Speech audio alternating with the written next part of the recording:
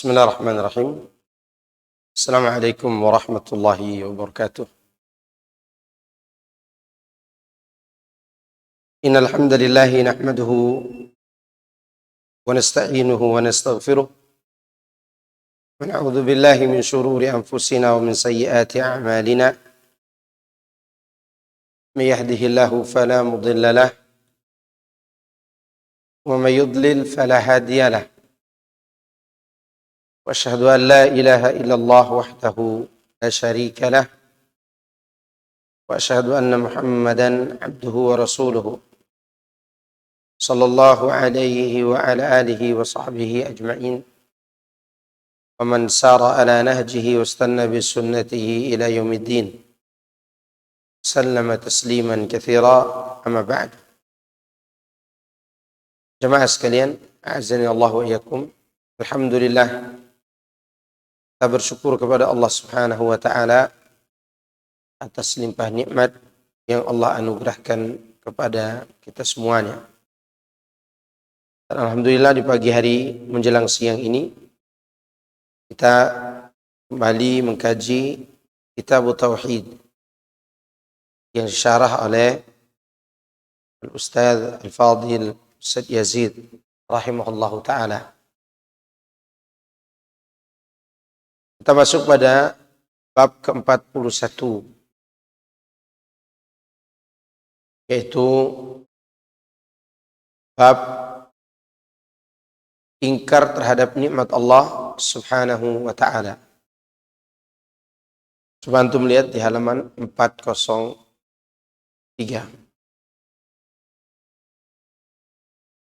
Situ Syekh Muhammad bin Abdul Wahhab membawakan ayat dari surat An-Nahl ayat 83.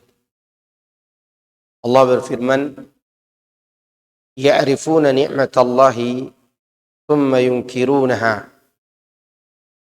Mereka mengetahui nikmat Allah, kemudian mereka mengingkarinya. Salah seorang ahli tafsir yaitu Mujahid mengatakan maknanya adalah maksudnya adalah perkataan seseorang, "Ini adalah harta kekayaanku yang aku warisi dari nenek moyangku." Jadi perkataan ini termasuk ingkar nikmat. Ya. Kemudian Aun bin Abdullah berkata, yang dimaksud dengan ya'rifuna ni'matallahi tsumma yunkirunaha, yaitu ucapan mereka, kalaulah bukan karena fulan, tentu tidak akan menjadi begini. Ini juga ucapan ingkar nikmat. Sedangkan menurut Ibnu Qutaibah, yang dimaksud dengan ya'rifuna ni'matallahi tsumma yunkirunaha, mereka itu mengatakan nikmat tersebut adalah berkat syafaat sesembahan kami. Ini syirik besar. Ya, ini keluar dari Islam.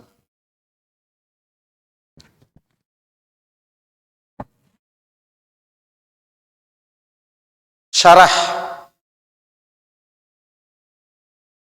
Menyandarkan nikmat kepada selain Allah ada beberapa macam.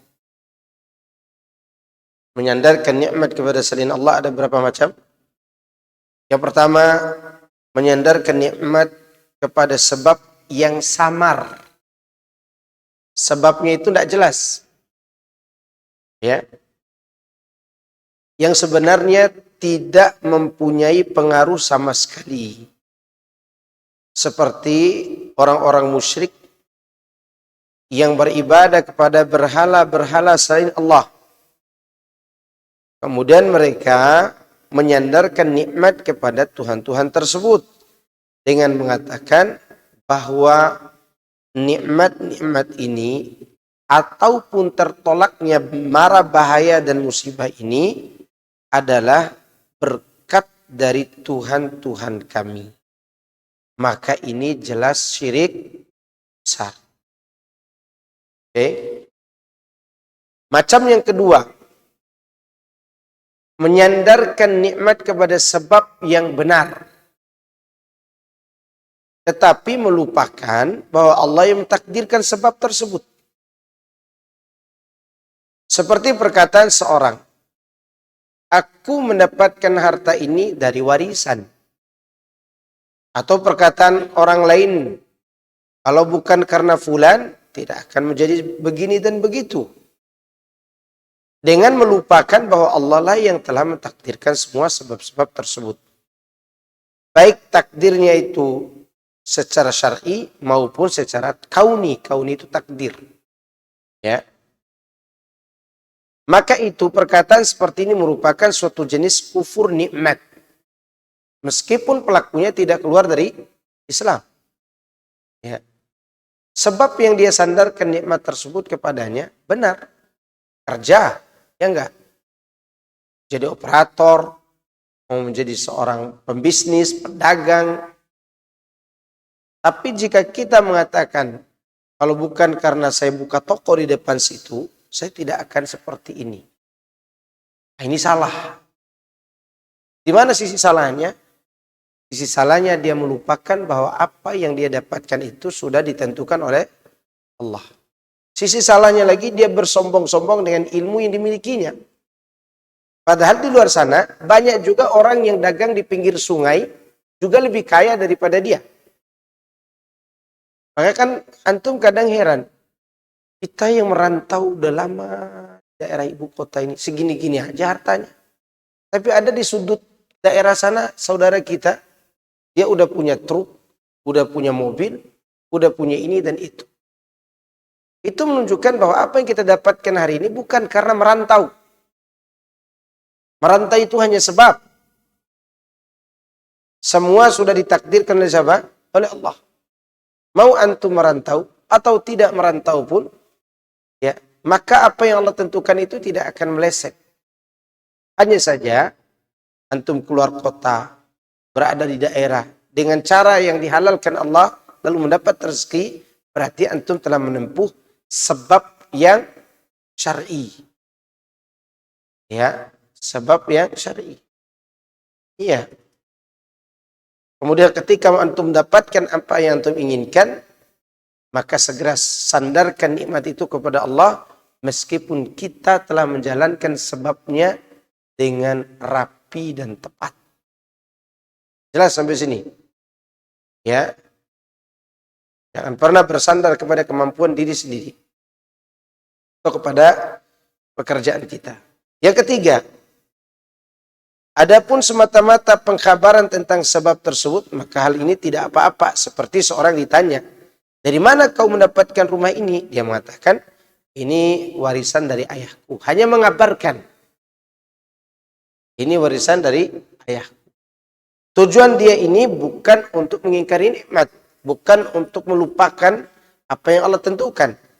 Tetapi tujuan dia adalah hanya mengabarkan. Ya, hanya mengabarkan saja.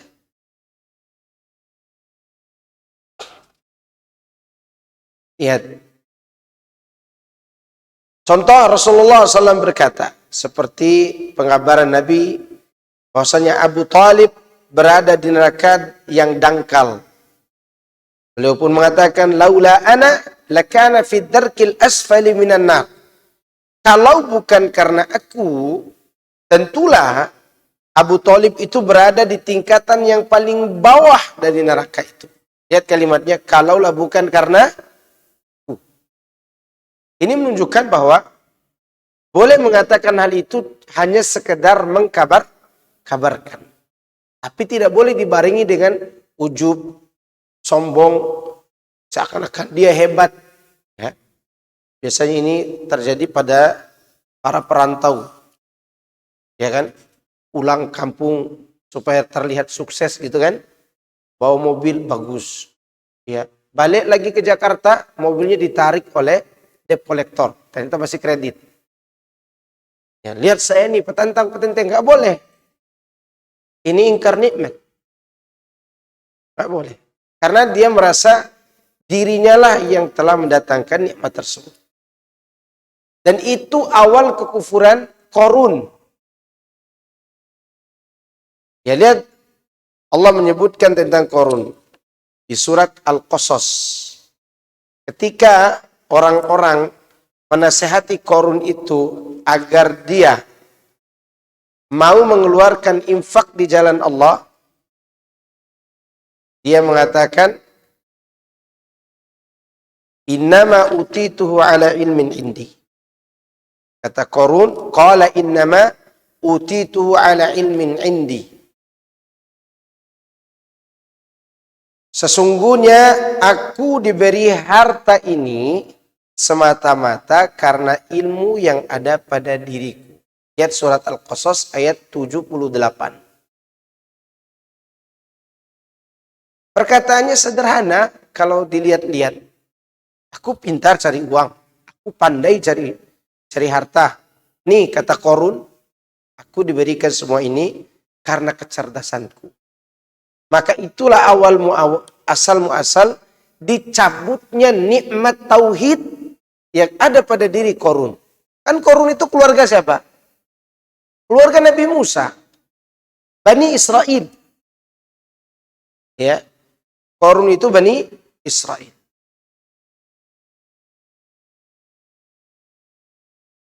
Maka dari situ jemaah sekalian azakumullah, kalau sekedar mengkabarkan tidak mengapa.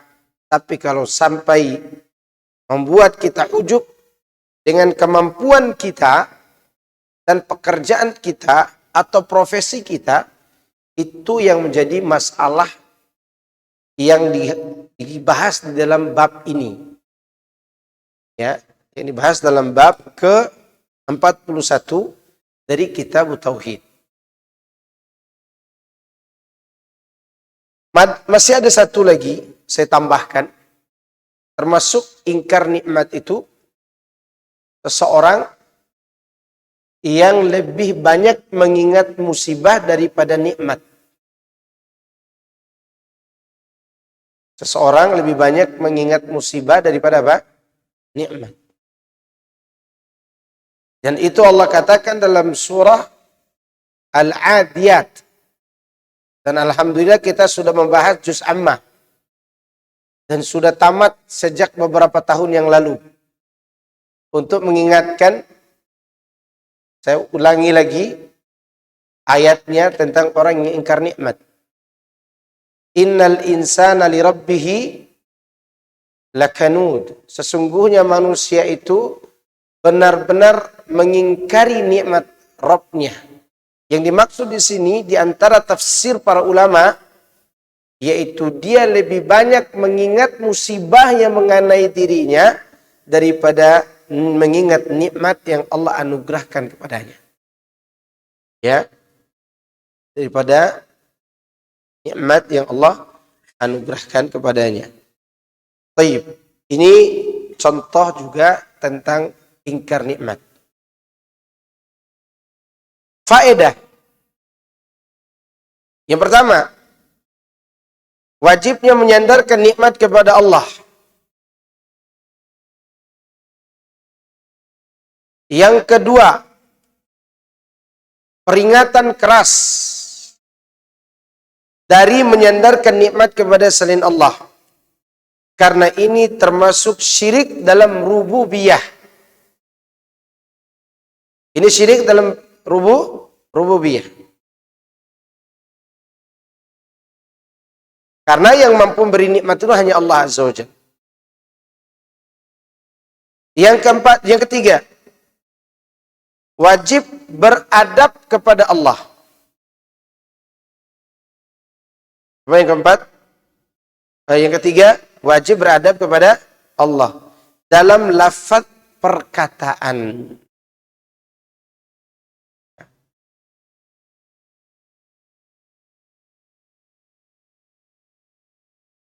Di sini juga harus kita perhatikan ya ucapan kita terhadap nikmat ini.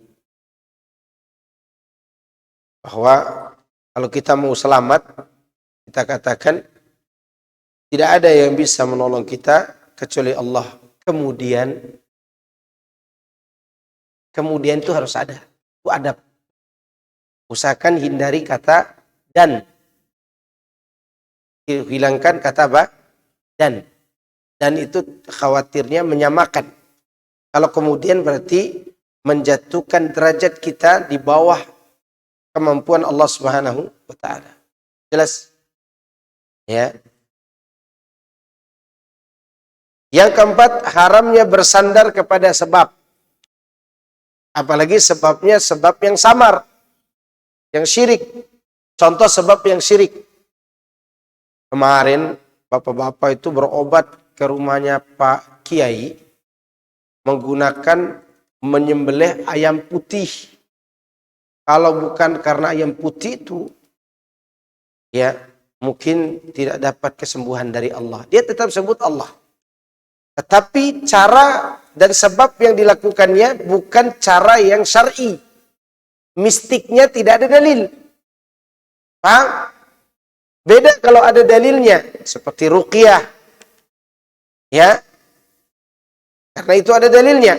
Maka itu boleh. Ini tidak. Dari mana kesembuhan secara dalil menggunakan ayam putih atau ayam hitam? Atau diteliti. Ada penelitiannya enggak? Kaitan penyembelihan ayam putih ini untuk kesembuhan.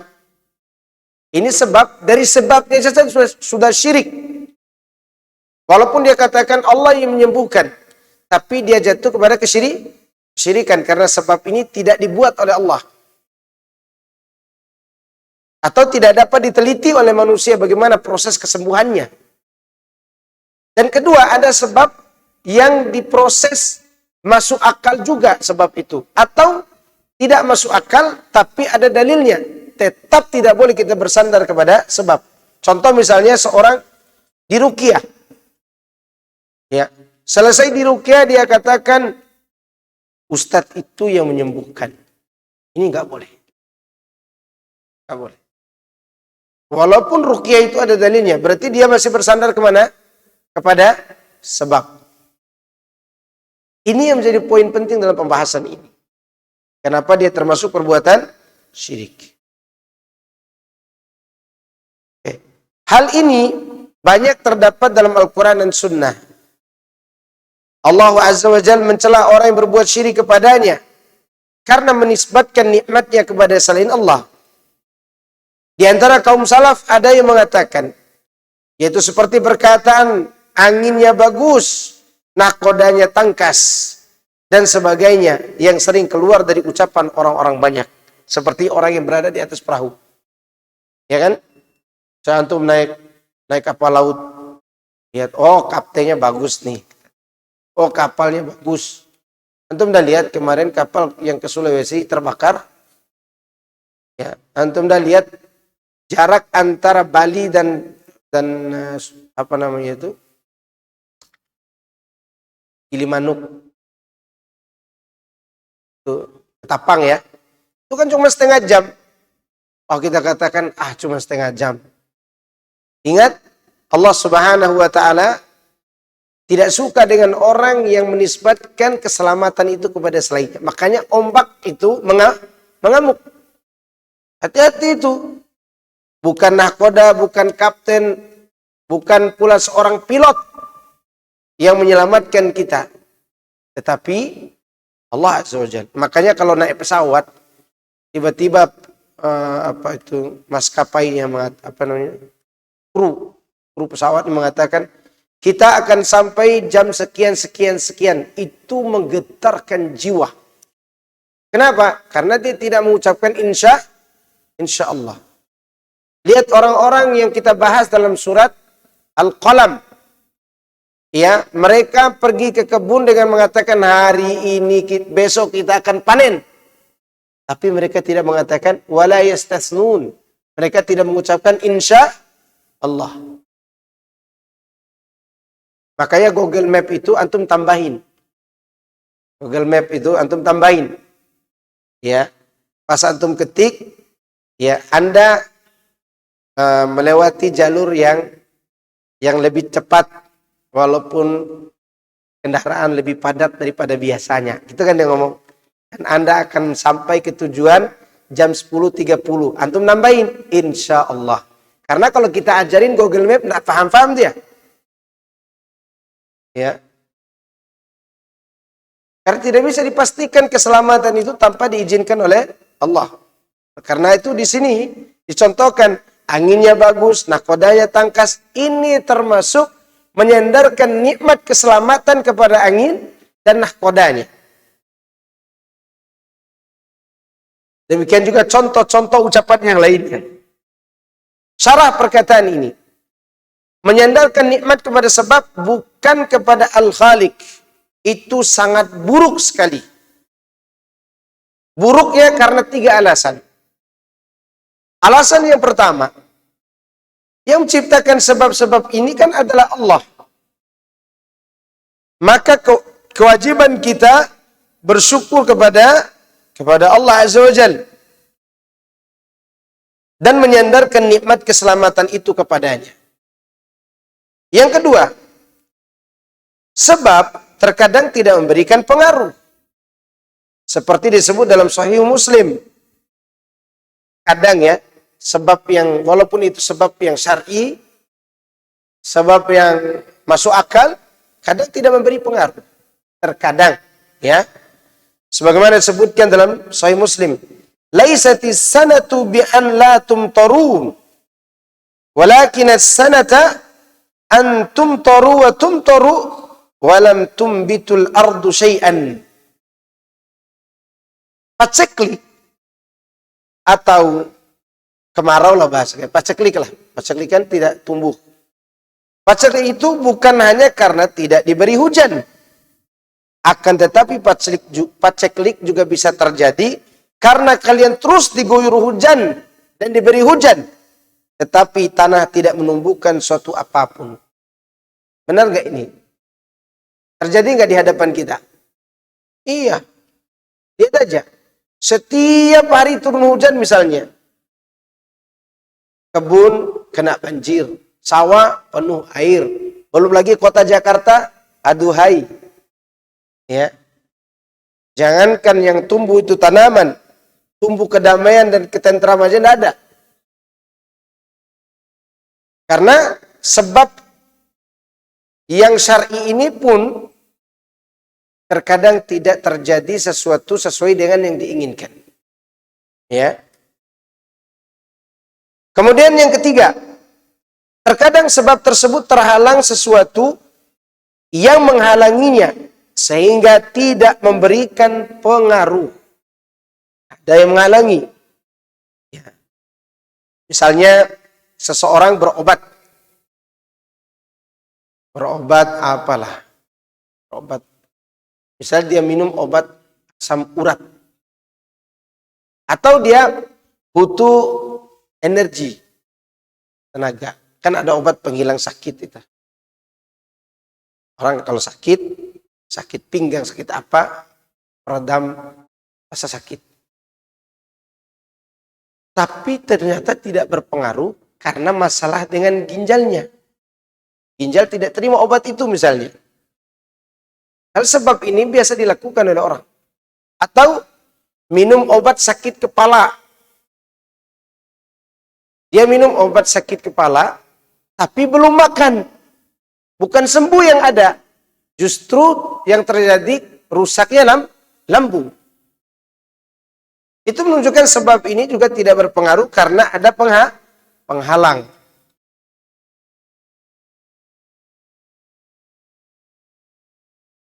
Dengan ketiga alasan ini maka diketahuilah kebatilan dan kerusakan menyandarkan sesuatu kepada sebabnya tanpa melihat dan memperhatikan Allah yang telah membuat sebab tersebut.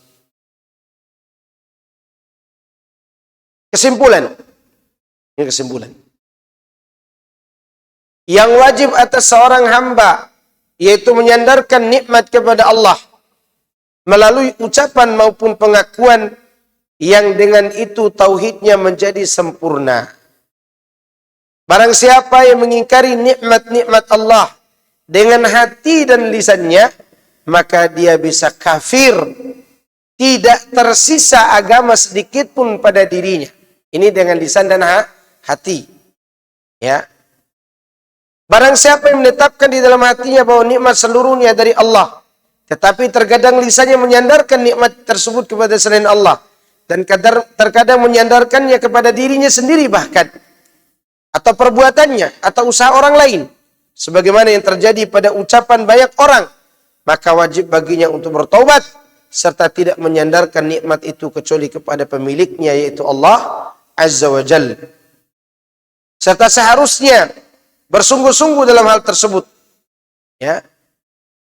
Iman tidak terrealisasi kecuali dengan menyandarkan nikmat kepada Allah Azza wa Jalla, baik ucapan maupun pengakuan dengan lisan. Ya. Maka oleh karena itu kalau antum, insyaallah ya, kalau kita lagi makan sesuatu dan sesuatu enak, ya, tapi belum tentu bagi orang lain enak, ya enggak?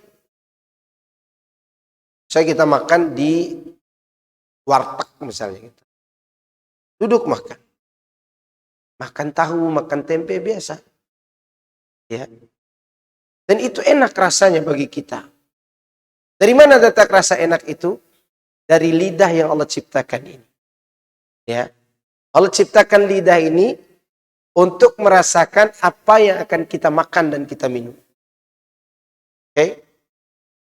Tapi belum tentu makanan yang sama ini enak bagi orang lain.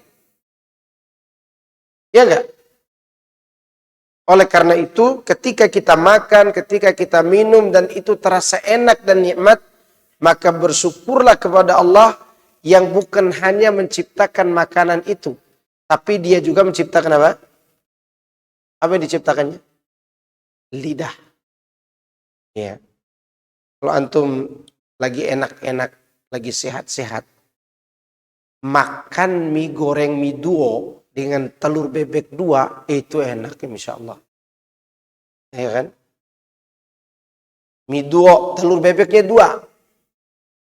Nah, telur bebek, bukan telur ayam, telur bebek 2. Itu nikmat luar biasa.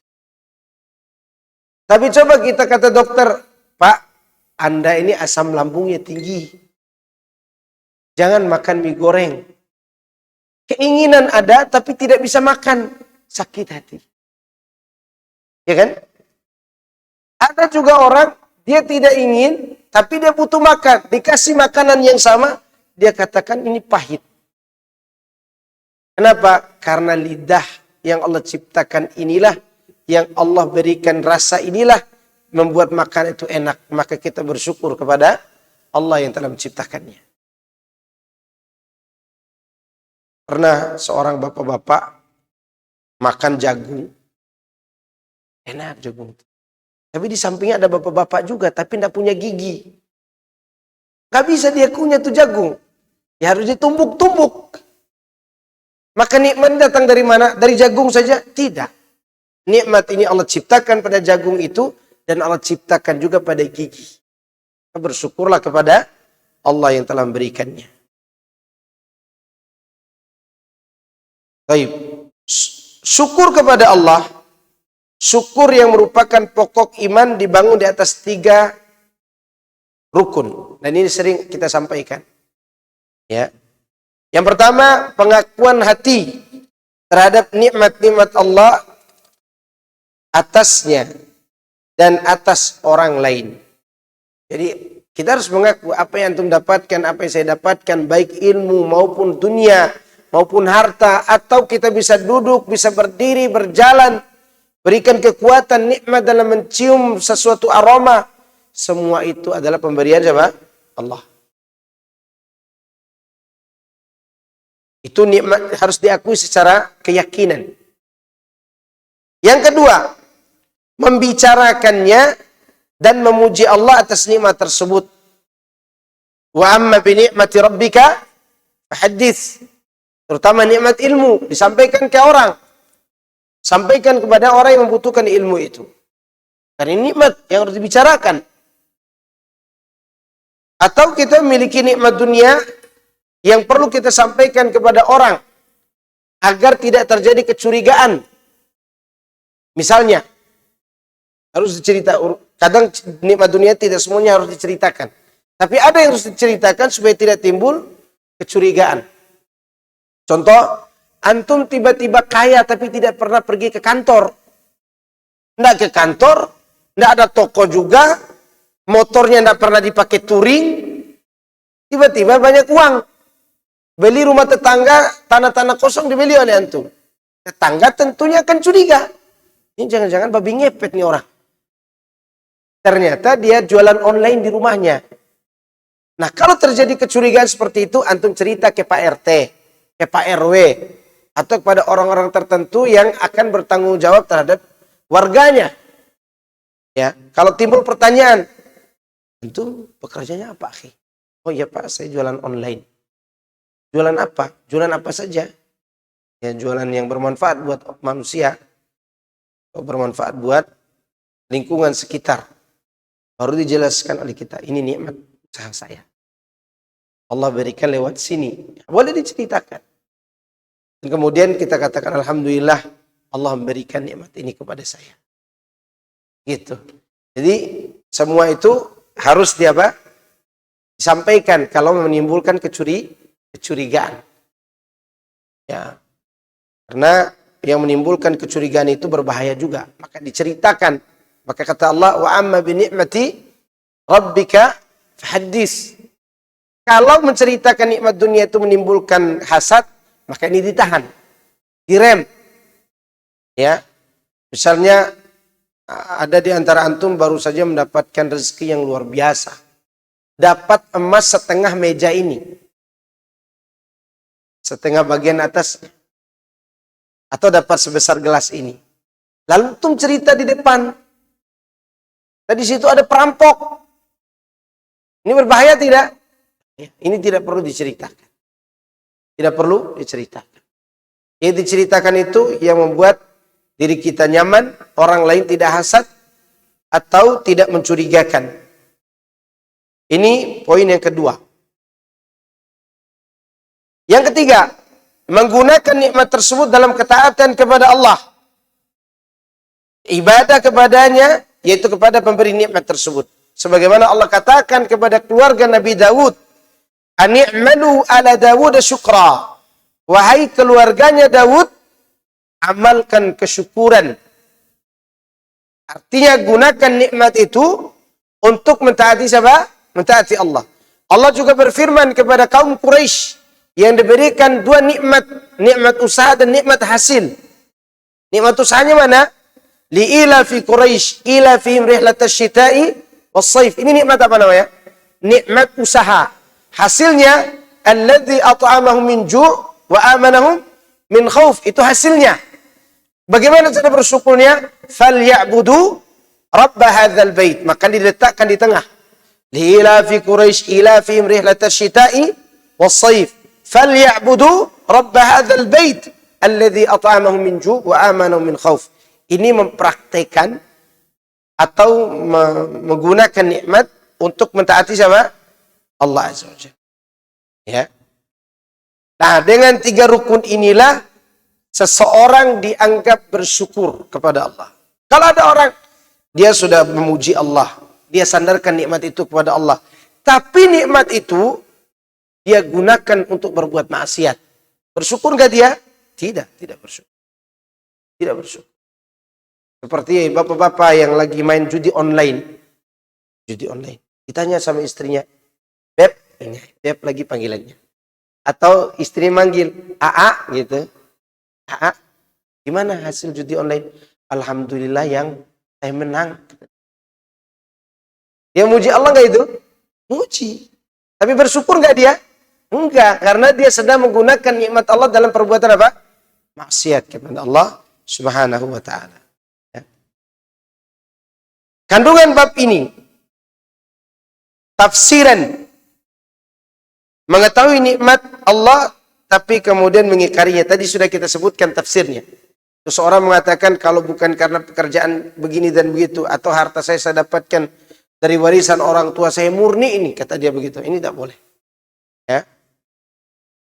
Termasuk di dalamnya menyandarkan nikmat kepada berhala atau yang disembah selain Allah. Poin kedua, perbuatan tersebut sering terjadi dalam ucapan banyak orang. Kalau sekedar ucapan, berarti harus ditegur. karena dia termasuk dosa. Ucapan tersebut seperti disebutkan di atas sebagai pengingkaran nikmat Allah. Ini sekali lagi dihindari. Yang keempat, bahwa kedua hal yang bertentangan ini, mengetahui nikmat Allah dan mengingkarinya, bisa terjadi dalam diri manusia. Dia tahu ini nikmat Allah, tapi dia ingkari. Bisa terjadi nggak pada diri manusia? Bisa. Bisa terjadi. Karena Allah sebutkan ini sesuatu yang waqi', yang terjadi. Dan Allah Maha tahu kejadian itu. Ya. Baik, bab ke-42. Janganlah membuat sekutu-sekutu untuk Allah. Dan ini berdasarkan firman Allah dalam suratul Baqarah. Ayat 22. Tentunya ini masih ada kaitannya dengan ayat sebelumnya. Ya ayyuhan nasu ubudu rabbakum alladhi khalaqakum alladhina min qablikum la'allakum tattaqun. Alladhi ja'ala lakumul arda firasha was samaa'a binaa'a wa anzala minas samaa'i ma'an fa akhraja bihi thamarati rizqan lakum minas thamarati rizqan lakum fala taj'alu lillahi andada wa antum ta'lamun. Wahai manusia, beribadahlah kepada Allah yang telah menciptakanmu dan menciptakan orang-orang sebelummu. La'allakum tattaqun, agar kamu bertakwa. Alladzi ja'ala lakumul arda firasha, yang telah menjadikan bumi sebagai hamparan. Was samaa'a binaa'a, dan langit sebagai atap. Wa anzala minas samaa'i ma'an, dan dia turunkan dari atas air hujan. Minas sama di sini artinya atas. Karena hujan itu tidak turun dari zat langit, tapi dari atas, berarti awan. Fa akhraja bihi minas thamarati rizqan lakum. Lalu dengan air hujan itu Allah mengeluarkan buah-buahan untuk kalian. Dari buah-buahan sebagai rezeki buat kalian. Lanjutannya, fala taj'alu lillahi andada wa antum ta'lamun. Maka karena itu, janganlah kamu mengadakan sekutu-sekutu atau tandingan-tandingan bagi Allah, padahal kamu mengetahuinya. Masih ada kaitannya dengan bab sebelumnya? Masih. Kamu tahu nih nikmat Allah, tapi kenapa kau buatkan sekutu baginya? Ya kan? Ini masih ada kaitannya dengan bab sebelumnya. Karena ayat ini berbicara tentang apa tadi? Alladzi ja'ala lakumul arda firasha was samaa'a binaa'a wa anzala minas samaa'i ma'an fa akhraja bihi minas thamarati rizqan lakum. Ya. Ini kaitannya dengan apa ini? Nikmat juga. Maka bentuk syukur kita kepada Allah atas nikmat ini apa? Jangan mengadakan sekutu bagi Allah. Baik. Ibnu Abbas radhiyallahu anhuma berkata dalam menafsirkan ayat tersebut, membuat sekutu-sekutu adalah perbuatan syirik. Suatu perbuatan dosa yang lebih sulit untuk dikenali daripada semut kecil yang merayap di atas sebuah batu hitam pada malam yang gelap. Pada malam yang gelap. Yaitu seperti ucapan Anda, demi Allah dan demi hidupmu wahai fulan, serta demi hidupku. Kalimat tambahan demi hidupmu dan hidupku ini enggak terasa sebagai syirik. Makanya Ibnu Abbas mengatakan, syirik itu seperti apa? Semut hitam berjalan di atas batu hitam di malam yang gelap gulita. Ya.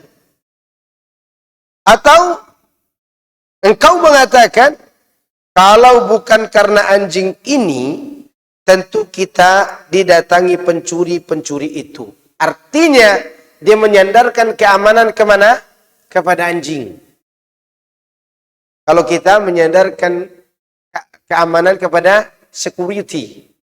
Ya, padahal security tidak sholat juga. Gimana bisa aman? Ya. Kemudian,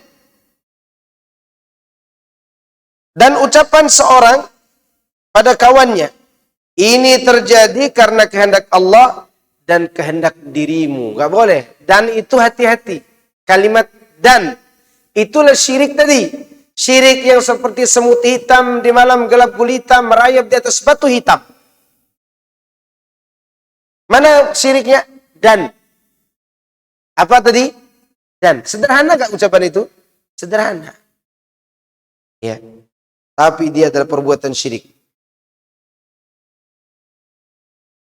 Juga ucapan seorang, kalau bukan karena Allah dan karena si fulan, janganlah Anda sebutkan si fulan dalam ucapan tersebut. Ya, itu semua adalah perkataan dan perbuatan syirik kepada Allah. Jadi jangan ucapkan dan si fulan. Kalau mau sebut saja yang murni. Kalau bukan karena Allah, cukup. Ya. Atau kalau bukan karena kehendak Allah, cukup. Kalau pun mau nambah kehendak seseorang, kalau bukan karena kehendak Allah, kemudian dia, nah kemudiannya boleh-boleh aja. Kenapa? Karena kemudian itu menjatuhkan derajat di bawah derajat Allah Subhanahu wa taala. Dan menyamakan, karena itu kata sambung yang bersifat menyamakan.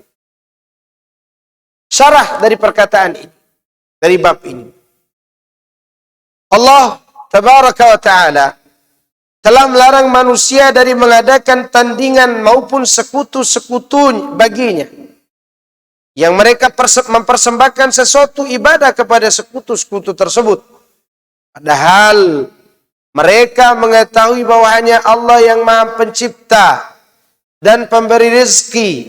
Dan mereka pun tahu bahwa tandingan-tandingan tersebut adalah lemah dan fakir, tidak mempunyai kekuasaan sama sekali. Sebagaimana yang Nabi Ibrahim katakan kepada patung-patung yang banyak pada saat itu. Faragha ila alihatihim faqala ala ta'kulun ma lakum la tantikun. Faragha alaihim darban bil yamin. Kata Allah, Ibrahim alaihissalam dia menemui patung-patung orang-orang itu. Dan patung-patung itu sedang diberikan sesajian. Maka Nabi Ibrahim mengatakan, hei patung, kenapa kalian tidak makan? Ada apa kalian tidak bisa berbicara? Lalu Nabi Ibrahim menghancurkannya dengan tangan kanan. Bisakah mereka menolong diri sendiri? Tidak bisa. Awal cerita dialog Nabi Ibrahim dengan orang-orang yang membuat patung ini, awal ceritanya mereka sudah tertunduk. Mereka tundukkan kepala. Iya juga ya. Gimana mereka bisa tolong kita, dirinya sendiri tidak bisa ditolong? Pada dasarnya mereka berkata dalam hati, sebenarnya kita yang zalim, bukan Ibrahim. Namun apa mau dikata? Ego muncul. Kezaliman muncul.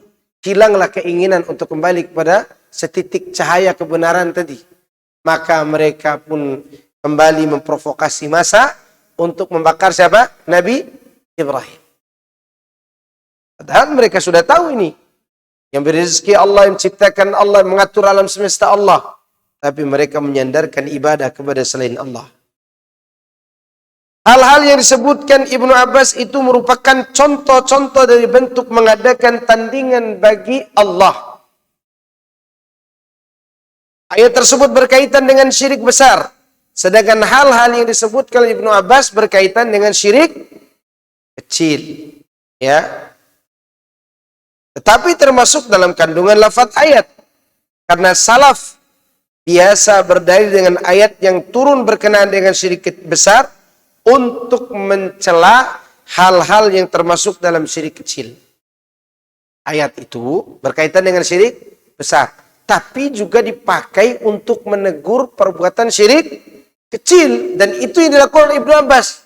Mengatakan kehendak Allah dan kehendak engkau. Ini syirik kecil. Demi Allah dan demi dirimu dan kehidupanku, misalnya begitu. Ini juga syirik kecil. Mana dalil tentang tercela syirik ini? Dibawakanlah ayat Al-Quran yang berbicara tentang syirik besar. Dan ini juga sebagai bantahan bagi sebagian orang yang mengatakan kepada kita, fulan, ayat yang kau bawa itu untuk orang Yahudi, kenapa kau kenakan juga kepada kami? Kan begitu kata orang. Kalimat kafir yang kau bawakan itu untuk orang Yahudi dan Nasrani. Kenapa kau kenakan juga kepada ibadah yang kami lakukan ini? kita katakan iya, ayat-ayat ini diturunkan untuk mencela orang-orang yang berbuat syirik besar dan kufur besar. Tapi juga bisa dipakai untuk menegur anda-anda yang dikhawatirkan terjebak pada syirik yang sama. Meskipun masih terjatuh dalam syirik kecil. Bagaimana anda bisa mengatakan itu? Kami mencontoh kepada salaf kami Ibnu Abbas. Mengatakan karena Allah dan karena engkau itu syirik kecil. Apa dalilnya? Fala taj'alu lillahi andada wa antum ta'lamun.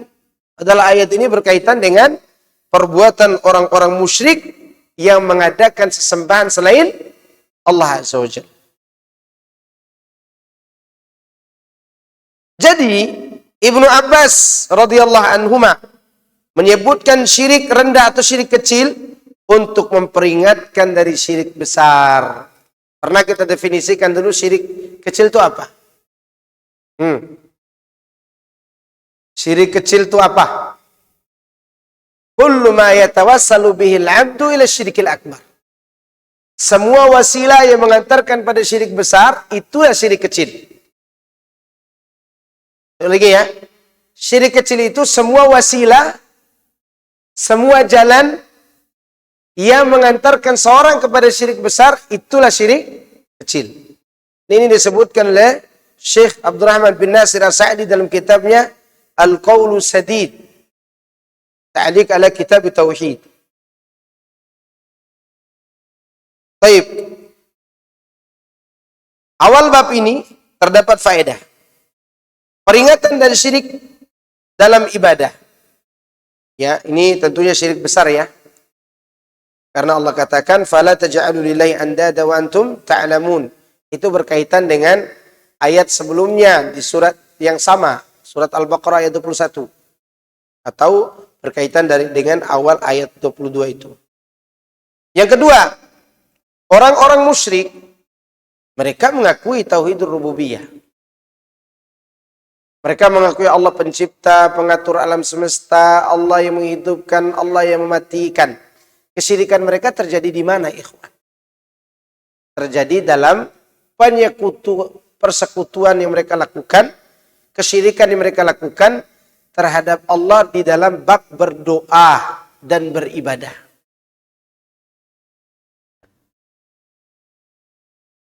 Ketiga, syirik kecil itu sangat samar. Dan jarang orang yang sadar terhadapnya. Bagaikan semut hitam di atas batu hitam, dia merayap di atasnya, di malam yang gelap, gulita. Itu samarnya.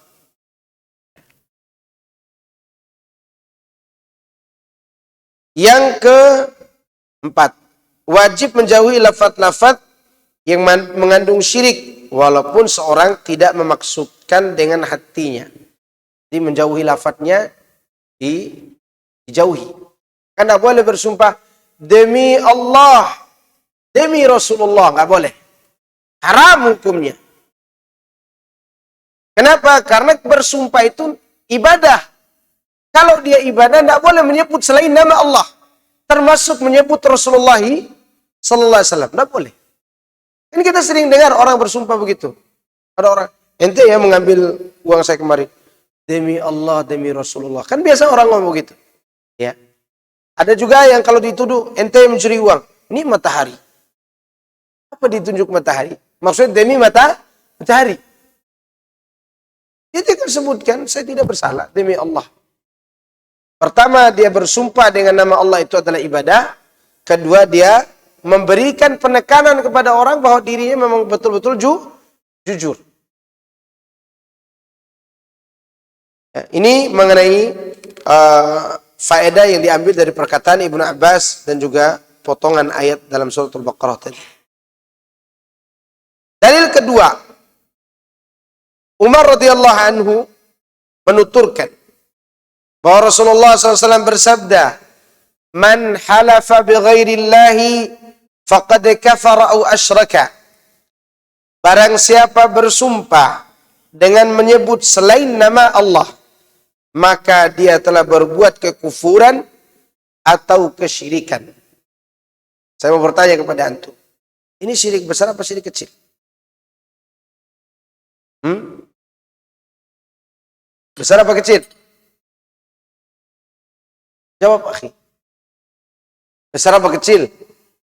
Kalau nggak bisa jawab, Anda tidak naikkan kelas ini. Kan tadi disebutkan segala sesuatu yang mengantarkan pada syirik besar itu namanya syirik kecil. Bersumpah dengan selain nama Allah, pengantar atau dia zat syirik? Pengantar. Kalau begitu dia syirik kecil apa besar? Kecil. Tapi kapan dia menjadi besar? Ketika dia murni bersumpah dengan keyakinan bahwa benda-benda inilah yang berhak untuk diibadahi. Seperti orang beribadah kepada Lata, demi Lata misalnya begitu. Kayak ini syirik besar. Tapi kalau seorang bersumpah dengan demi Rasulullah misalnya begitu, demi kamu misalnya begitu, ini nggak boleh. Ini syirik kecil. Tetapi meskipun kecil, ini sudah mengantarkan kaki kita di depan pintu syirik besar. Syarah. Apaan? Mana yang membuktikan bahwa ini syirik kecil? Saya pernah sampaikan sebelumnya cara membedakan mana syirik besar, mana syirik kecil. Di antara caranya, lihat lafadznya. Kalau lafadznya menggunakan kata isim, kata yang bukan kata kerja, ya, dan di situ ada alif lamnya, maka itu bisa syirik besar. Tapi kalau tidak ada alif lamnya, misalnya man halafa bi ghairillahi atau al-halafu bi ghairillah syirkun misalnya atau kufrun. Berarti di situ tidak ada alif lam. Maka hal tersebut syirik kecil. Kalau ada alif lamnya syirik besar. Atau menggunakan kata kerja seperti ini. Man halafa bi ghairillah faqad kafara wa asyrak. Ini bisa saja terjadi syirik kecil padanya. Ya. Kecuali kalau dia bersumpah dengan yang dia sembah selain Allah. Syarah, Rasulullah SAW mengabarkan dalam hadis ini. Suatu kabar yang maknanya adalah larangan bahwa barang siapa yang bersumpah dengan selain nama Allah. Dia bersumpah dengan selain nama Allah. Dari kalangan makhluk. Sungguh dia telah menjadikan makhluk itu sebagai sekutu bagi Allah. Dan dia telah kafir terhadap Allah. Karena bersumpah dengan sesuatu yang menunjukkan pengagungan terhadapnya. Sedangkan pengagungan pada hakikatnya hanya milik Allah. Maka itu tidak boleh bersumpah kecuali dengan nama Allah atau dengan suatu sifat dari sifat-sifatnya. Oke. Jadi boleh menyebut nama, boleh menyebut apa? Sifat. Sekarang timbul pertanyaan. Al-Quran apa artinya? Jawab. Al-Quran apa artinya? Al-Quran apa artinya? Ini masalah besar ini, bukan masalah kecil. Antara kita berpindah keyakinan ke Mu'tazilah atau tetap pada Ahlus Sunnah wal Jamaah. Kalamullah ghairu makhluk. Oke? Kalau dia kalamullah dan bukan makhluk, berarti dia sifat Allah. Boleh nggak kita bersumpah demi Al-Quran? Nah, ini jadi pertanyaan nih. Jadi PR buat antum. Kenapa PR? Karena pernah diajarkan. Tapi masalahnya penonton di sini enggak tahu belajar apa enggak ya. Boleh nggak bersumpah dengan Al-Quran? Tadi antum katakan Al-Quran sebagai apa? Di sini disebutkan bersumpah boleh dengan sifat Allah. Selain nama boleh juga dengan sifat. Jadi kalau saya katakan begini, wa izzatillah. Berarti saya bersumpah dengan nama atau dengan sifat ini? Sifat keagungan Allah, kemuliaan Allah. Atau saya bersumpah dengan wa 'azamatillah dan keagungan Allah, demi keagungan Allah. Boleh kan? Nah, kalau itu boleh, berarti dengan kalamnya boleh enggak? Pertanyaan yang sulit ternyata. Ya. Kalau ada ulangan saya masukkan pertanyaan itu. Ya. Biar semuanya pulang dalam keadaan lulus atau tidak. Boleh bersumpah dengan Al-Quran. Demi Al-Quran. Karena kita meyakini Al-Quran sebagai apa? Sifat Allah. Yang tidak boleh itu bersumpah dengan lembarannya. Demi mushaf misalnya. Nggak boleh. Karena mushaf itu adalah lembarannya. Oke? Sedangkan yang dibaca oleh kita itu adalah sifat Allah. Maka boleh bersumpah dengan itu. Dan itu disebutkan oleh Syekh Muhammad bin Shalih Al-Utsaimin dalam Al-Qaulul Mufid, syarah kitab Tauhid. Itu menunjukkan dibolehkan. Faedah. Bersumpah dengan selain nama Allah itu adalah syirik atau kufur kecil. Ini faedah yang pertama. Kecuali kalau diyakini bahwa selain Allah sama dengan Allah dalam keagungan dan hak diagungkan, maka dia adalah syirik besar. Tadi udah kita sebutkan. Syirik kecil pengantar kemana? Pada syirik besar. Ingat, ketika seorang mengatakan demi fulan, dan dia yakin fulan ini tidak punya keagungan seperti Allah, maka dia jatuh syirik besar apa kecil? Kecil. Tapi kalau dia katakan demi fulan, karena kesamaannya dengan Allah, maka dia telah jatuh pada syirik besar. Ya. Yang kedua, pengagungan dengan sumpah merupakan hak mutlak bagi Allah. Sehingga tidak boleh bersumpah kecuali dengan Allah atau namanya atau sifatnya. Gitu. Yang keberapa? Ketiga, disyariatkan bersumpah dengan nama Allah atau dengan sifatnya. Ini disyariatkan. Wa izzatillah wa azamatillah wa kibriyaihi. Nah, ini boleh. Tidak masalah. Bukan hanya boleh, bahkan itu disyariatkan bila kita ini dimintai sumpah. Ini ada tambahan faedah. Jika ada orang yang kita tuduh melakukan sebuah kesalahan, dan kita tidak cukup bukti untuk menuduhnya, kecuali dia mengaku. Ya, misalnya ada CCTV, tapi CCTV-nya pada saat terjadi pencurian itu, tiba-tiba di kameranya itu dilewati oleh cicak. Cicak tidak punya pekerjaan. Biasanya merayap-rayap di dinding, dia malah merayap di mana? Di CCTV. Tapi baju orang yang mencuri itu mirip dengan baju fulan yang tertuduh. Mirip bajunya kan? Kemungkinan mereka sama-sama beli di Shopee. Ya. Si pencuri dengan si yang tertuduh ini. Lalu si yang tertuduh ini karena tidak punya bukti kuat yang dibawakan oleh si penuduh, dia mengatakan demi Allah itu bukan saya. Karena dia membawa nama siapa ini? Nama Allah. Maka wajib bagi kita untuk menerima sumpahnya. Kalau tidak, maka kehidupan kita setelah itu tidak mendapat jaminan pertolongan dari Allah. Hati-hati. Ya.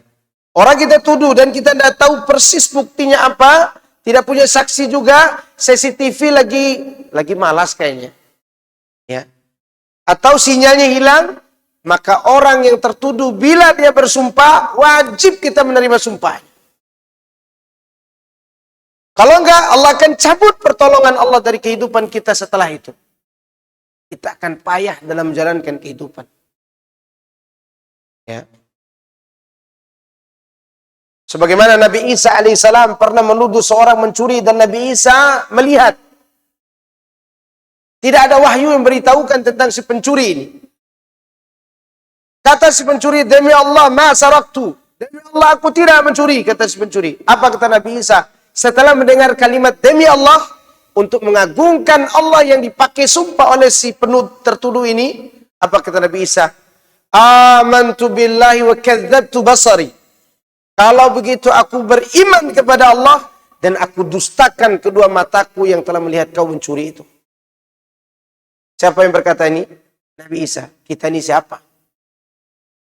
Maka bapak-bapak jangan asal menuduh aja. Antum taruh uang di dompet 1 juta, hilang 300.000. Antum katakan, mama yang mencurinya. Mama yang mengambilnya. Enggak, bukan saya. Kan saya gantung di belakang pintu ini. Gak mungkin tikus-tikus masuk ngambil uang tuh. Kata istrinya, demi Allah saya tidak mengambil. Kata dia, kamu yang mengambil. Demi Allah enggak. Ini suami bisa-bisa dicabut pertolongan Allah darinya. Walaupun betul-betul si istri yang mengambilnya. Tapi dia bersumpah tadi, dosa untuk dia. Jangan kita nambah dosa buat diri kita. Karena kalau kita tidak terima sumpah ini walaupun dia berbohong, kita ini yang menjadi masalah. Masalah kita di mana? Masalah kita tidak menghargai nama yang dipakai sumpah tadi. Apalagi kalau dia bersumpah itu jujur.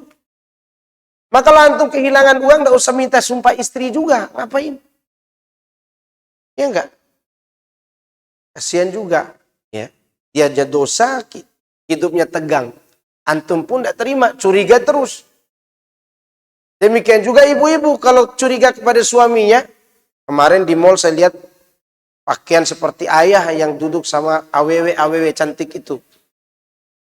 Kata si suaminya, di mana? Kemarin kan saya keluar kota.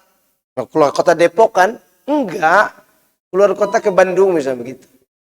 Istri masih ngeyel, apalagi ibu-ibu kalau cemburunya minta ampun tuh hilang semua sudah kebaikan kita tuh. Apa kata suaminya? Demi Allah dek, saya pergi ke Bandung. Maka si istri harus terima. Kalau enggak, bahaya hidupnya. Nabi mengatakan Allah akan mencabut apa? Pertolongan darinya. Kenapa? Karena sumpah itu bukan masalah sepele. Sumpah itu masalah besar. Ini perhatikan. Faedah tambahan. Kemudian faedah tambahan yang kedua dari kami, bahwa sumpah yang membayar kafaroh itu sumpah untuk janji di masa yang akan datang. Kalau sumpah untuk membela diri karena sebuah kejadian dan seorang itu berbohong, maka dia butuh bertobat saja, tidak perlu bayar kafarah. Saya ulangi ya. Sumpah itu ada sumpah untuk membela diri karena sesuatu yang sudah terjadi. Dan ada sumpah untuk suatu rencana yang akan datang. Oke? Misal seorang dituduh kamu mencuri. Dia betul pencurinya. Lalu dia katakan, demi Allah aku tidak mencuri. Suatu hari pun dia ingin bertobat dan mengaku. Karena dia sudah bersumpah dengan nama Allah tadi. Maka dia berdosa. Karena berdusta dengan nama Allah. Orang ini hanya wajib bertobat dengan taubat nasuha. Dan mengembalikan hak orang yang dia curi. Oke? Ini sumpah untuk sesuatu yang sudah terjadi. Dan tidak perlu bayar kafarah yang seperti ini. Yang membayar kafarah itu dia berencana di masa yang akan datang. Lalu apa yang dia rencanakan itu tidak dilakukannya setelah dia bersumpah. Maka dia bayar kafarah. Contoh begini. Seorang dia punya tetangga misalnya. Ya, anak-anak muda biasa begitu. Terutama yang baru ngaji nih. Baru ngaji. Ada akhwat baru ngaji. Dia lihat ada tetangganya pulang main gitar, anting di sebelah kirinya ada, sebelah kanannya ada laki-laki. Jadi dia lihat ada laki-laki begitu. Kemudian suka si laki-laki ini kepada si akhwat tadi. Kata si laki-laki kepada bapaknya, saya suka sama anak tetangga. Kemudian si perempuan itu katakan, demi Allah saya tidak akan mau menikah dengan dia. Dia bersumpah nggak ini? Tidak menyebut apa-apa kecuali demi Allah saja. Tiba-tiba si laki-laki tadi dia pergi ke pondok. Bukan pergi ke goa. Yang kemudian keluar jadi jagoan si buta dari goa hantu. Bukan. Dia pergi ke pondok. Hafal Quran 30 juz, dia pulang jadi imam di Masjid Raya Taman Yasmin. Kebetulan akhwat datang sholat tarawih di belakang. Itu suara siapa yang bagus di depan? Itu suara anak tetangga dulu, dia udah lulus pondok pesantren, dia udah bagus. Lalu si akhwat mengatakan, saya mau nikah dengannya. Tapi udah sumpah tadi, gimana caranya? Nah, yang seperti ini, kalau dia kepengen, harus dibayar sumpahnya. Dan bahkan dapat pahala kalau dia melanggar sumpahnya. Tapi tetap bayar apa? Kafarah. Kafarahnya pilih 3 hal. Bebaskan budak. Kalau tidak punya budak, kasih makan 10 orang miskin. Atau kasih pakaian 10 orang miskin. Kalimat atau, ini pilihan. Pilihan. Nah, tidak mampu 3-tiganya, baru puasa 3 hari berturut-turut. Jadi puasa itu bukan yang di awal, tapi ketika tidak mampu 3-tiganya. Pilih dulu salah satu dari 3 ini. Punya budak, ternyata nggak punya. Berarti kasih makan 10 orang miskin. Kemudian kasih pakaian 10 orang miskin. Nah, dilanggar sumpah ini bagus. Karena kalau diteruskan sumpahnya menghalangi dia dari suatu yang baik. Sumpah yang menghalangi kita dari suatu yang baik, maka itu boleh dilanggar.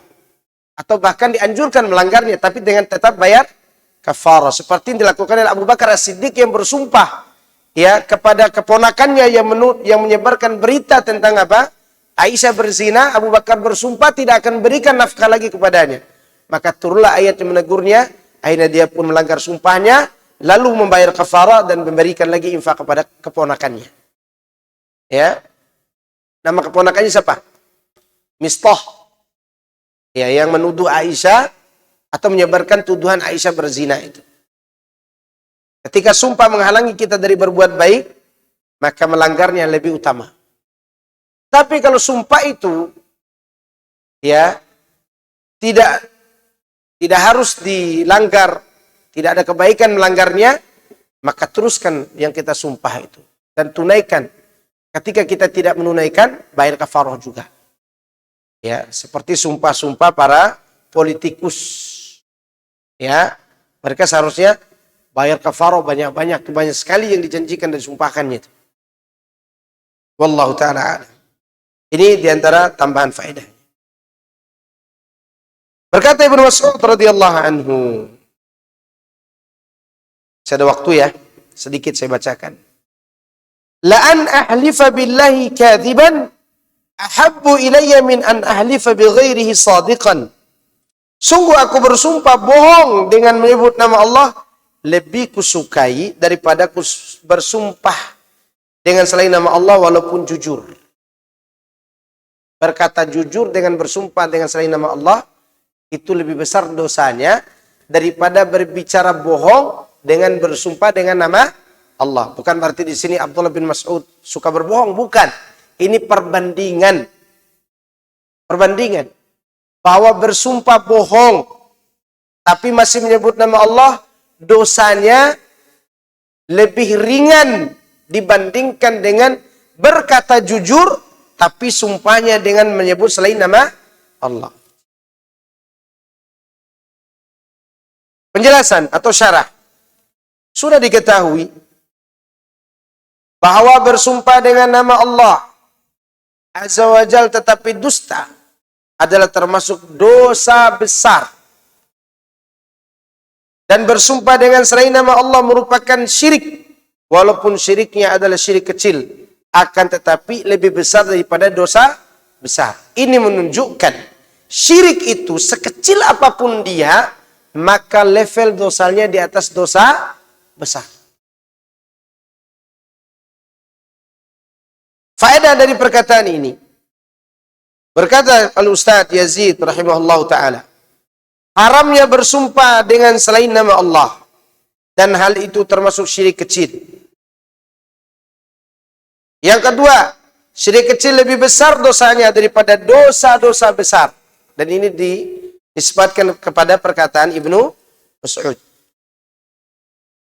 Yang ketiga, jika terpaksa, maka dibolehkan bagi seorang mengambil mudarat, yakni bahaya atau kerusakan yang lebih kecil demi menghindari mudarat yang lebih besar. Boleh bersumpah dengan nama Allah walaupun dusta demi meminimalisir apa? Kemudaratan. Apa contohnya? Contohnya, seorang ditanya oleh seorang pembunuh tentang seseorang. Padahal orang yang ditanya oleh si pembunuh ini ada bersembunyi di rumahnya. Kamu lihat fulan kan? Ya. Sumpah, demi Allah saya tidak lihat. Bersumpahnya dia ini dosa enggak? Dosa seharusnya.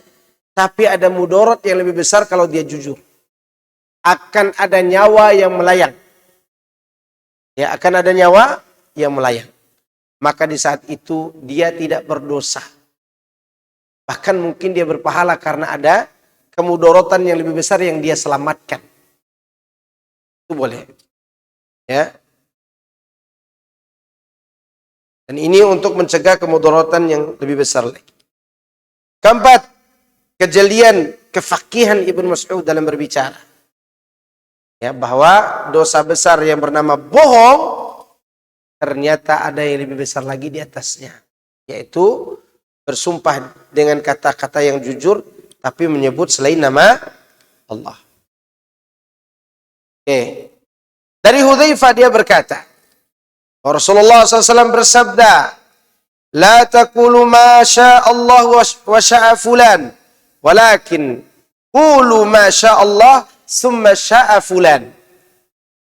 Janganlah kamu mengatakan atas kehendak Allah dan kehendak si fulan. Kalimat yang menjadi masalah di mana ini? Di kata dan. Atau bahasa Arabnya waw. Masya Allah wa.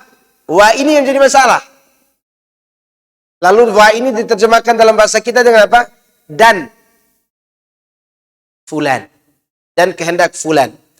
Ini jangan kau katakan seperti itu. Tapi katakan Masya Allah summa sya'a fulan. Atas kehendak Allah kemudian. Berarti dannya diganti dengan apa? Kemudian. Atas kehendak si fulan. Ya. Alasan mengapa dilarang mengucapkan Masya Allah sya'a fulan. Itu terjadi pada huruf waw. Yang artinya menyamakan status sebelum dan setelahnya. Ya.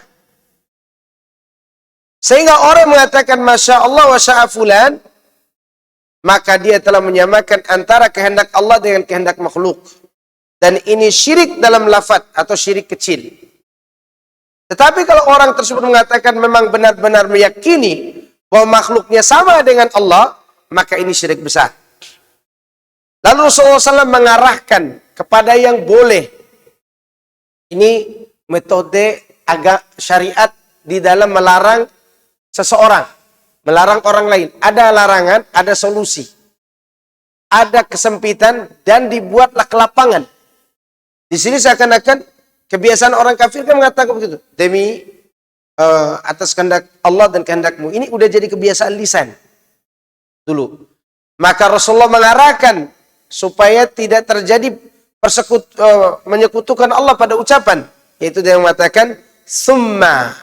Apa itu? Kemudian. Untuk menggantikan apa? Wow. Menggantikan kata wow itu. Ya. Faedah. Diharamkan menggandengkan masyiah makhluk dengan kehendak Allah. Dengan memberikan huruf waw. Dan karena itu memberikan pengertian persekutuan. Bolehnya menggandengkan kehendak makhluk dengan kehendak Allah dengan huruf atau kata summa. Yang artinya kemudian. Karena tidak memberikan pengertian persekutuan. Penetapan kehendak bagi Allah. Allah punya kehendak gak? Punya. Terserah dia mau berkehendak apa-apa. Kemudian penetapan kehendak bagi makhluk. Kita juga punya kehendak. Antum datang ke sini tujuannya apa? Belajar kan? Nah mungkin antum datang ke sini tidak ada keinginan. Kalau antum datang ke sini tidak ada keinginan, ya sama dengan orang gila. Jalan ke barat inginnya ke timur, kan gitu kan? Orang gila. Ini menunjukkan bahwa penggunaan kata juga terkait dengan adab kepada Allah. Makanya orang yang mengatakan wa fulan setelah menyebutkan Allah, ini dikhawatirkan selain jatuh pada syirik kecil, dia juga jatuh pada syirik besar. kalau disertai dengan keyakinan bahwa makhluk tersebut sama dengan Allah. Contohnya, dulu ada seorang yang bernama Mukhtar bin Abi Ubaid. Siapa namanya? Mukhtar bin Abi Ubaid. Hidup di zaman tabi'in. Dan dia punya guru Muhammad Al-Hanifiyah. Muhammad Al-Hanifiyah adalah anaknya Ali bin Abi Thalib dari istrinya yang lain sepeninggalan Fatimah. Ya, istrinya yang dari Persia. Ya. Muhammad Al-Hanifiyah ini seorang ulama Ahlussunnah wal Jamaah dari garis keturunan Ali, tapi bukan dengan Fatimah. Bukan dengan Fatimah. Ya. Muhammad Al-Hanifiyah ini punya murid namanya siapa tadi? Mukhtar bin Abi Ubaid. Si Mukhtar ini hulu terhadap gurunya. Gurunya itu ahlu sunnah, tapi murid yang menyimpang. Terlalu berlebihan dalam mencintai guru. Sampai dia katakan, perkataan Anda sama dengan firman Allah. Kira-kira dia kufur besar apa kecil? Besar apa kecil? Besar. Makanya dia diusir oleh Muhammad Al-Hanifiyah.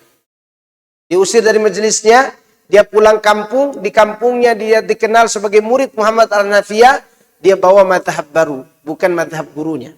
Apa mazhabnya? Mazhab mentuhankan salah satu keturunan Ali. Maka dia ciptakan Syiah bulat namanya, Syiah ekstrim. Nama Syiahnya itu Mukhtariyah Kisaniyah. Baru dengar? Mukhtariyah Kisaniyah. Ya. Tapi dia dapat pengikut dengan ini. Bahaya menyandang nama guru. Kalau tidak lurus, guru-gurunya dicela oleh orang. Tapi para ulama sejarah menulis bahwa yang menyimpang itu Mukhtar bin Abi Ubaid. Dengan madhab barunya, itu madhab Syiahnya. Terakhir, dalil yang dibawakan dalam bab 42 ini. Diriwayatkan dari Ibrahim An-Nakhai. Antum tahu Ibrahim An-Nakhai itu siapa? Tabi'in apa tabi'ut tabi'in? Sejaman dengan siapa? Rumahnya di mana? Dia sejaman dengan Sa'id bin Musayyab. Atha bin Abi Rabah, afwan. Sejaman dengan Atha bin Abi Rabah. Dan dia orang Mekah. Kemudian pindah tempat ke Kufah. Karena segan dengan keilmuan Atha. Yang Atha itu orang Ethiopia. Nah, Ibrahim Nakhai ini termasuk ulama besar. Dari kalangan tabi'in. Asli orang Mekah, tapi tinggal di mana? Di Kufah. Kufah, dia ditegur orang-orang. Kenapa kau tinggalkan Mekah sendiri? Mekah. Karena engkau alimnya di sana. Kau tinggalkan Mekah dengan seorang dari Ethiopia, Habasya. Maka kata Ibrahim Nakhai, aku justru pindah dari Mekah ke sini karena sudah ada orang yang lebih alim dariku, yaitu Atha. Ya. Ibrahim ini juga orang alim, bukan orang sembarangan. Maka beliau berkata, Ibrahim bin Yazid An-Nakhai, dia mengatakan bahwa ia melarang ucapan aku berlindung kepada Allah dan kepadamu. Tidak boleh. Apa yang tidak boleh di sini? Dan. Ya. Akan tetapi dia membolehkan ucapan aku berlindung kepada Allah kemudian kepadamu. Ketika kita mau berlindung. Saya pergi lari dari kejaran musuh misalnya. Lari.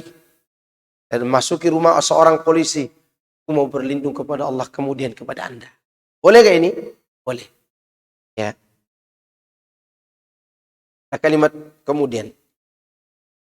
Dan ucapan kalau bukan karena Allah kemudian karena si fulan, ini juga tidak boleh. Tapi ucapkan kalau bukan karena Allah dan fulan. Ini sama dengan yang tadi.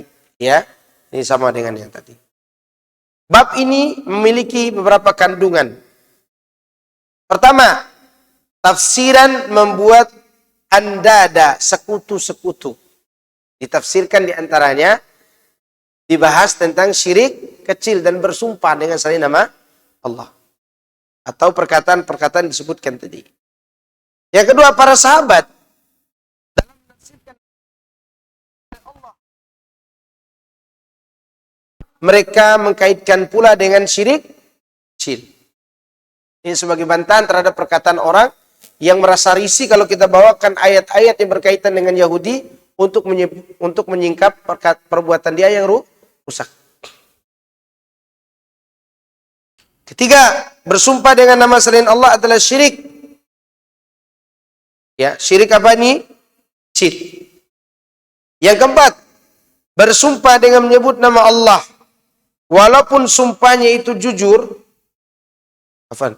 Bersumpah dengan menyebut selain nama Allah walaupun sumpahnya itu jujur, maka lebih besar dosanya daripada sumpah bohong tapi menyebut nama Allah. Yang kelima, dan ini yang terakhir dari bab ini, perbedaan kata wa dan kata summa.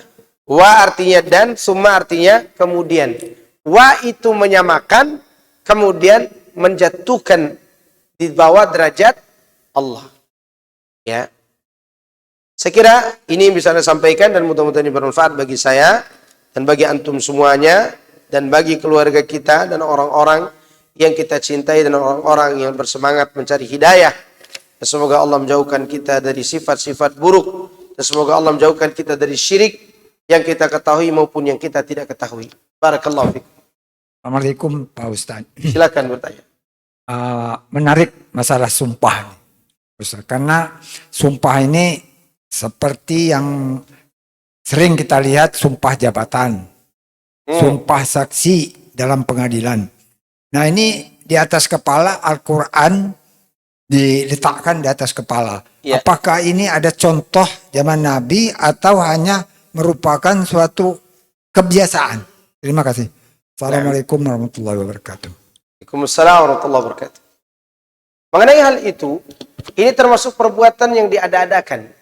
Perbuatan bid'ah dalam hal sumpah.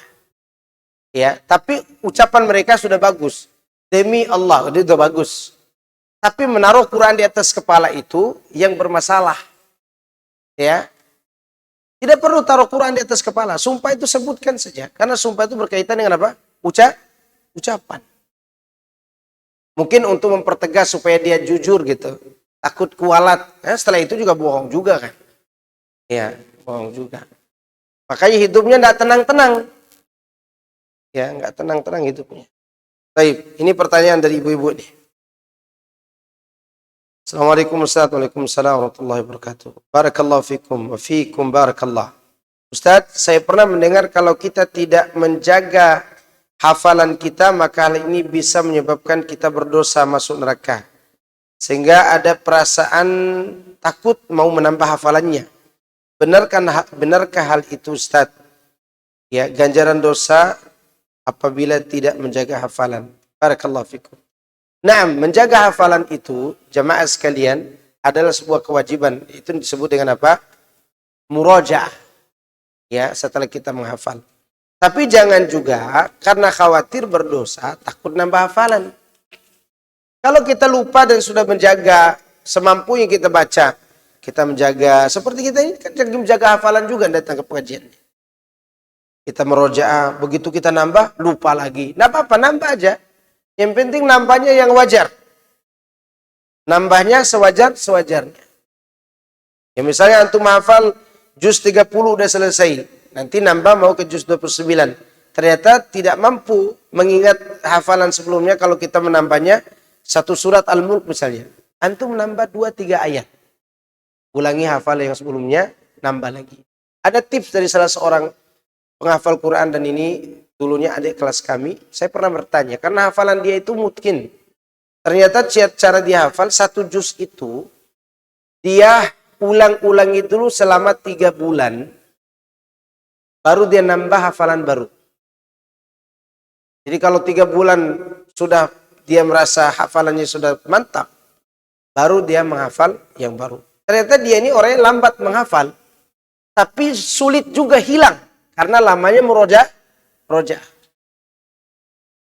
Dan dia katakan saya menghafal 3 bulan. Makanya dia ketika kuliah di PT IKI enggak lulus.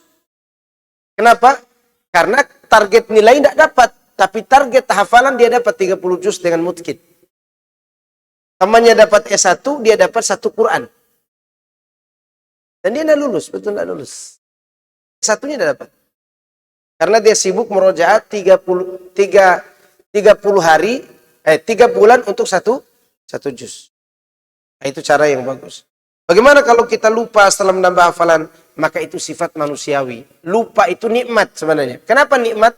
Karena ketika kita lupa pun, kita sebenarnya sedang diperintahkan oleh Allah untuk mengulangi lagi melihat ayat tadi. Itu. Maka adanya lupa. Sekuat apapun hafalan orang akan lupa juga. Mudah-mudahan Allah Subhanahu wa taala menjaga kita dan hafalan kita. Ada lagi. Fadhal, barakallahu fikum.